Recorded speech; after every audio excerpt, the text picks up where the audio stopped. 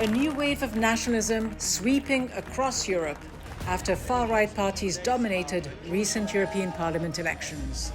We live in a postmodern 1930s with a postmodern version of fascism. Is the European Union turning away from its founding principles? The idea of a European Union as a peace project was an excellent idea. My criticism is that of a Europeanist who looks at this European Union as a clear and present danger to democracy in Europe. Hello, I'm Ghida Fakhry. Welcome to Bigger Than Five. On today's program, we explore the shifting political landscape of Europe, where the rise of right-wing parties in the recent European Parliament election signaled a resurgence of nationalism across the continent. From Austria to France, from Germany to Italy, far-right parties have made significant gains, shaking up the political scene across the EU. In France, the far-right National Rally dealt a stunning blow to President Emmanuel Macron's party. In Germany, Chancellor Olaf Scholz called the rise of the extreme right Alternative for Germany a decisive turning point. In a few moments, I'll be speaking with two candidates in the recent elections, Yanis Varoufakis, whose radical left party, Mera25, suffered a devastating loss, securing no seats in the European Parliament, and Marco Campomenosi, whose Lega party is a member of the far-right coalition that won 58 out of the 720 seats. But first, a look at the rising tide of nationalism sweeping across Europe.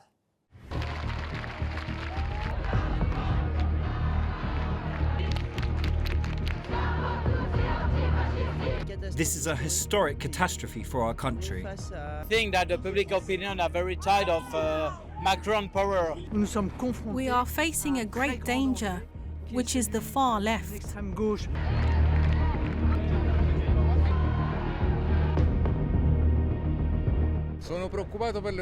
I'm worried about Europe, let's say. But hopefully this protest signal will be understood. I am happy about this revolution because I hope at least something will happen.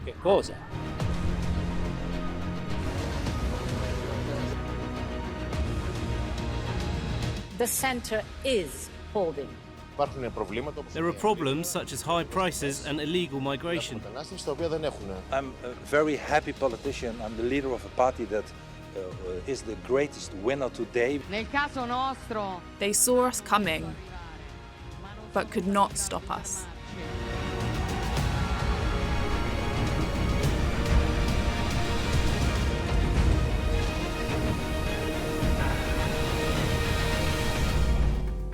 So are we seeing the slow disappearance of leftist and socialist parties across Europe? Joining me now to discuss the key factors behind the resounding electoral defeat of his and other European anti-establishment parties is Yanis Varoufakis, a former Greek finance minister and economics professor. Yanis Varoufakis, the move towards the far right in many of the EU's 27 member states has shocked many people inside Europe and across the world. What do these results tell us about where Europe stands today and where it's headed? What it says is that we are experiencing a postmodern version of the 1930s.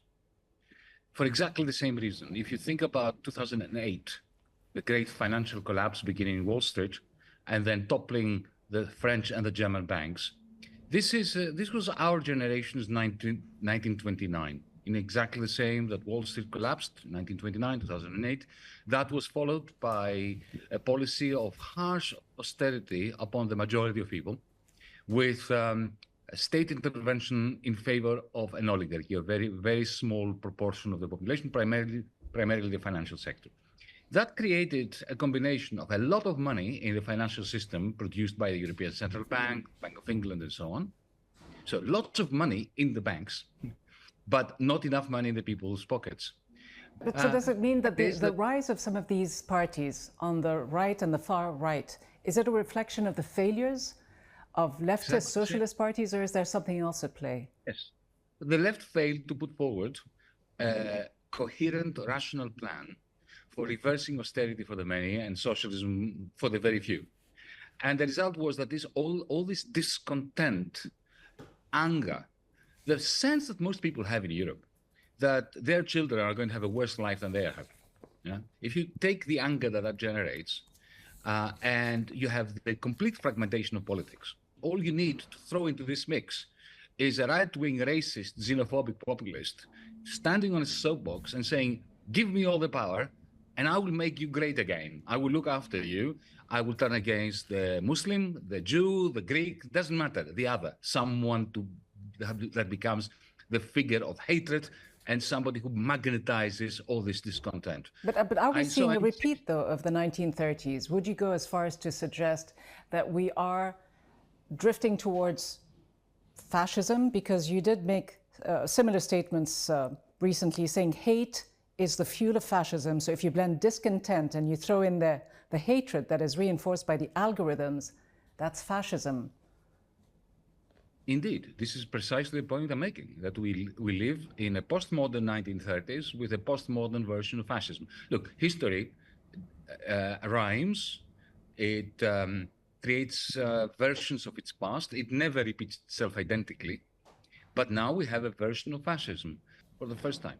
We had the business community in France embracing the ultra-right party of Marine Le Pen.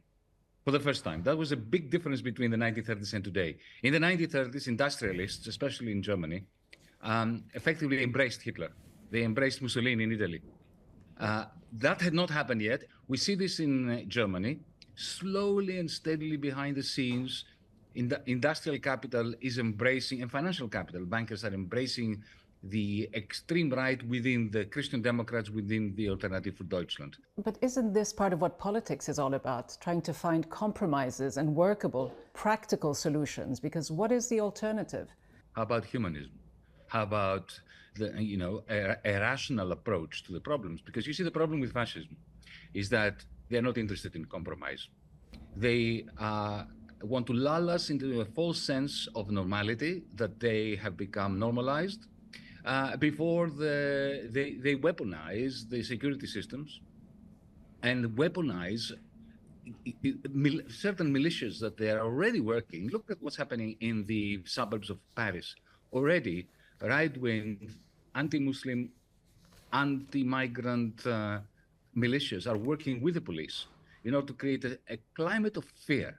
So if you are the son or the daughter of an Algerian family or a Moroccan family in the banlieues of Paris, this is not just another election which is happening now. It is the beginning of a nightmare. But what does it say about the electorate across Europe? That parties that espouse these kinds of extreme anti-immigration policies are on the rise. And we are seeing, aren't we, the slow disappearance of the left, of socialist parties. Well, you're talking to one of the major losers of the last European Union election. I'm talking about myself. We were decimated. And for the last year, our party, Mera 25, has been defeated here in Greece, in Germany, in Italy. Our colleagues in Ireland have been defeated. What is the key reason? Why, do you think? Well, the key reason is our collective failure as the left, which I take partly responsibility for, because in 2015, we had a different wave. When our government here, when the government I was part of, Party 2, in 2015 were elected, we managed to go from 4% of the electorate to something like 60% support in the space of 2 years. And we blew it. We betrayed the people. We essentially delivered them into the clasps of the financial sector, into the clasps of those who wanted to take their homes through repossessions, through evictions, those who increased the taxes for the working class, for the petty bourgeoisie, for the shopkeepers, and therefore were completely and utterly discarded as a possibility of change. And people like me have to be very harsh on ourselves. But you have to realize that in 2015, there was a wave of optimism regarding a progressive humanist agenda across Europe because we won government. And that died the moment our government surrendered.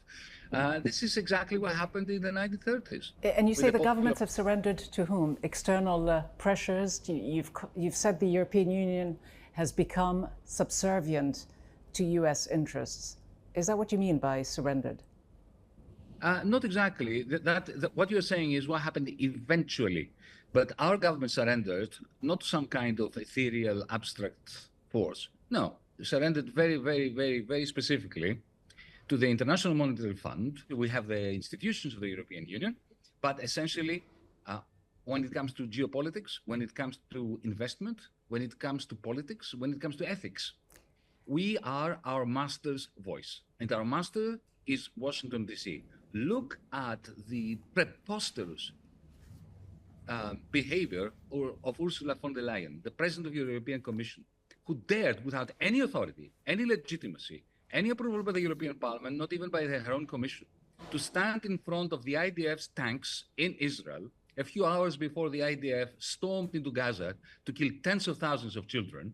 And she acted like the cheerleader of the Israeli force of occupation on behalf of Europe, without any European having authorized her to do that. That's why I'm saying this is not a European Union. And you've been very critical consistently of the European Union. You've called it nasty, brutish, stupid, irrelevant. You've also said that it has not just fallen behind ethically, geostrategically, economically, that the EU rulers, as you call them, are hell-bent on war and naked exploitation, saying that what was once a peace project has now morphed into something sinister. Has the EU become the war union, as you suggest? The idea of a European Union as a peace project was an excellent idea. I supported it all my life.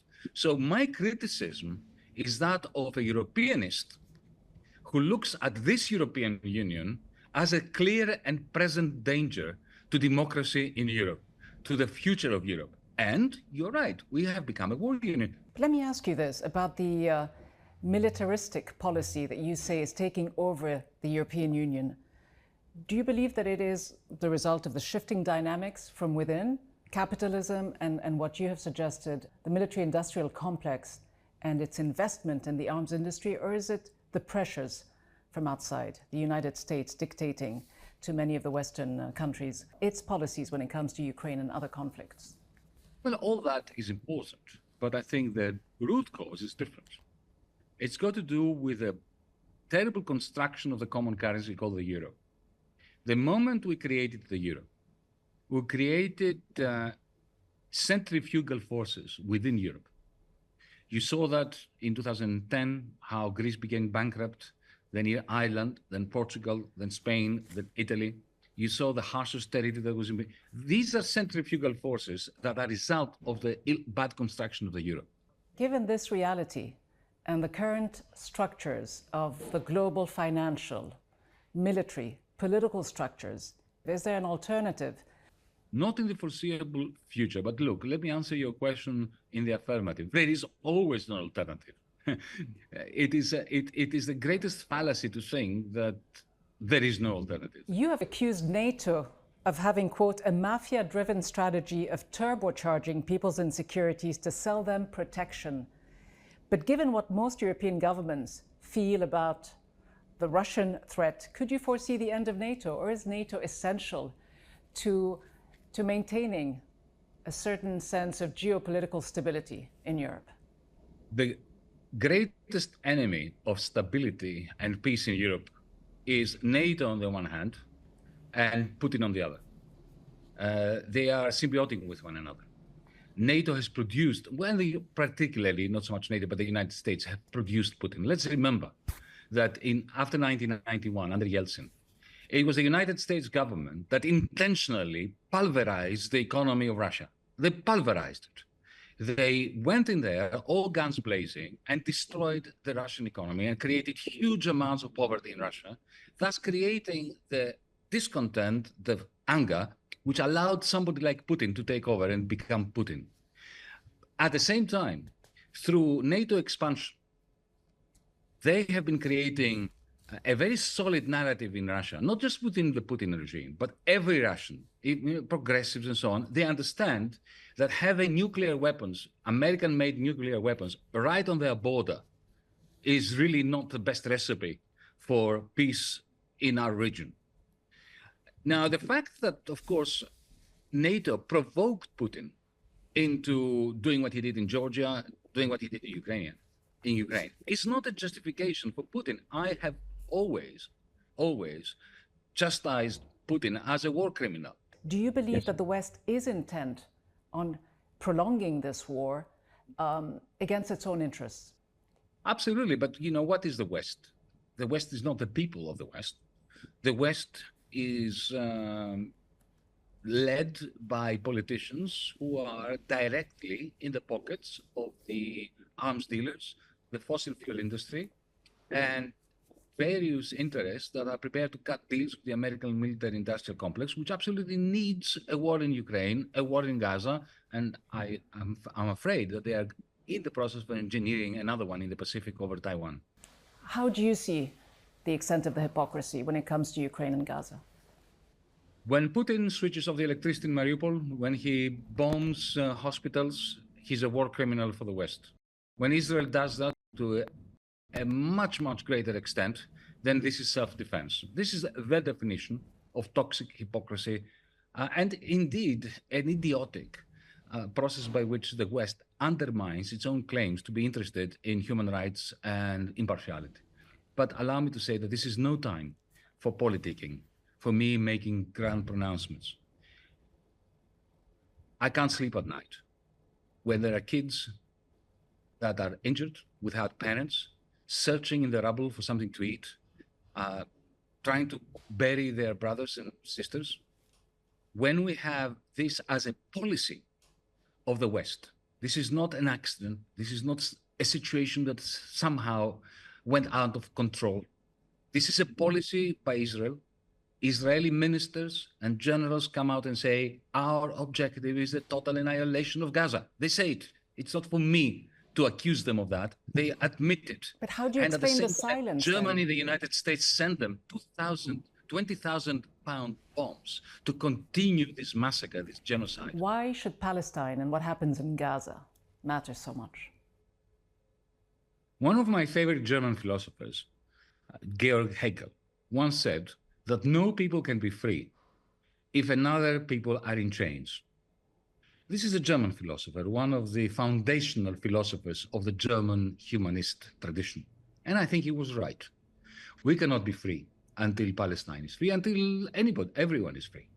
And at the moment, if this was the 1930s or 1940s, you, me, we would all have a duty to concentrate on aiding our Jewish friends, our Jewish co-humans who were suffering the Holocaust. Today, we have exactly the same way, whether they're Greeks, Turks, Germans, Muslims, atheists like I am.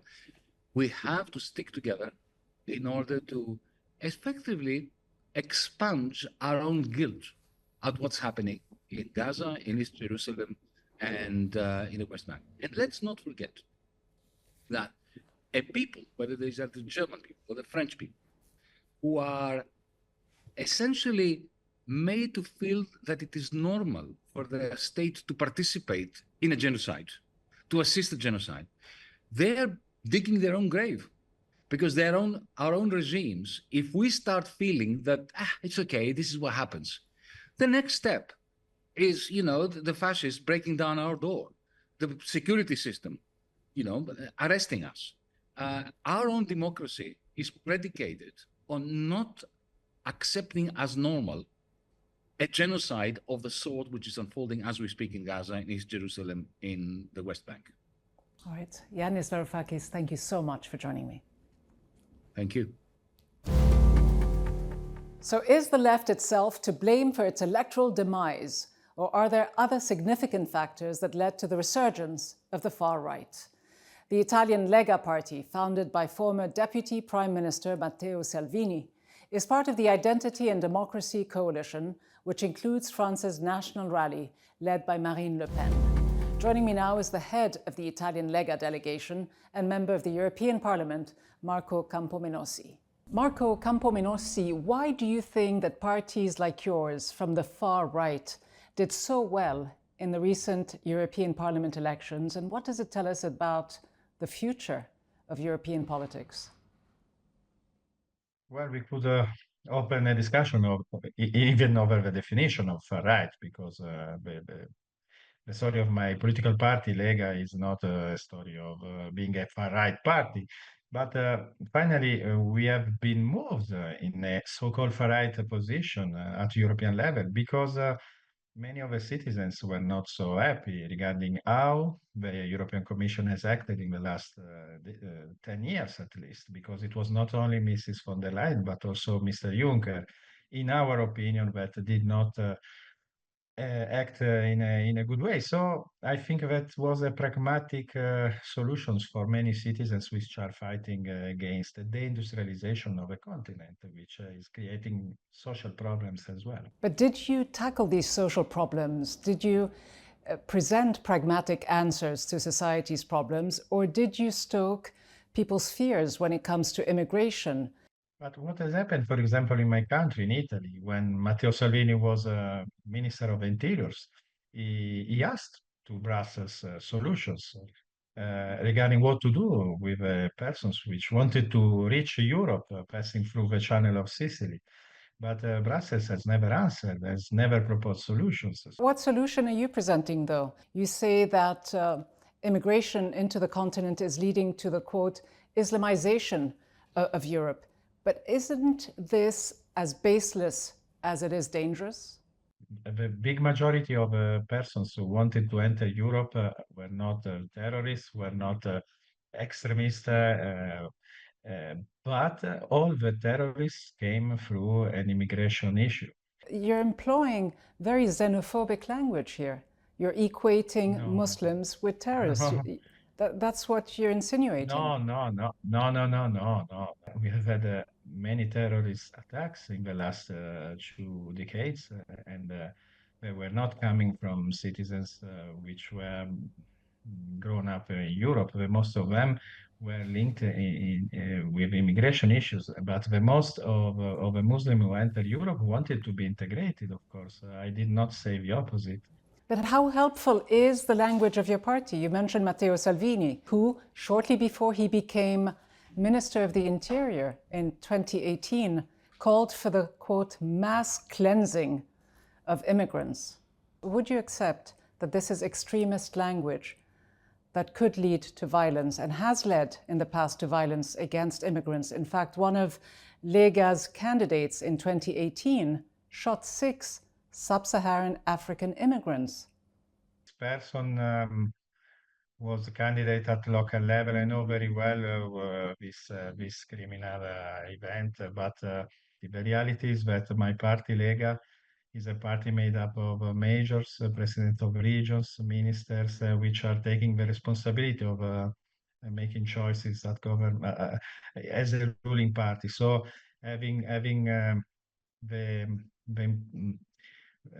the will to find solutions. In the lead up to the previous European Parliament elections in 2019, in which you won a seat as a member of the European Parliament, the leadership of Lega created an alliance with other European far-right parties, including Marine Le Pen's National Front at the time, National Rally today, and the Dutch Party for Freedom, led by Geert Wilders. Was this political opportunism, or was this a genuine meeting of the minds? I think that this kind of alliance will be more and more important in future because we are having elections in every country. In Austria, FPO, which is a part of an alliance with Lega since many, many years, is the leading party, and probably they will go to the government soon as well. What we are trying to explain to the European Commission is that they have to take care about all these movements of citizens, because the EPP group, for example, from which many of the voters are coming to our parties, is a political group which has decided not to defend anymore the interest of the center-right and rightist voters. But aren't you concerned that you are leading your party more and more towards the far right? I mean, some people are saying 100 years after Mussolini came to power that we are seeing the rebirth of fascism in Italy. But no, it's the opposite. It's the fact that some leftist parties are taking more and more space in some countries, and so for a reaction these new parties have taken a lot of votes because we want to defend the right to have an enterprise in our continent. We want to defend the right of our citizens to be safe at their home or in the streets of cities. All right. Marco Campomenosi, member of the European Parliament, thank you very much. Thank you to you. While the rise of right-wing political parties across Europe reflects the failures of the radical left, it solidifies the gradual change in Europe's balance of power. Will this new political landscape strengthen the European project in its current form, or will it lead to further divisions? Is this the dawn of a more resilient Europe, or the beginning of a fracturing union that could reshape the continent for decades to come? As the shifting sands of European politics begin to settle, the right's ascendancy looks set to continue amid growing uncertainty and unease about the fate of the EU's future and its core values. From me, Ghida, Fakhry, and the team, thanks for watching.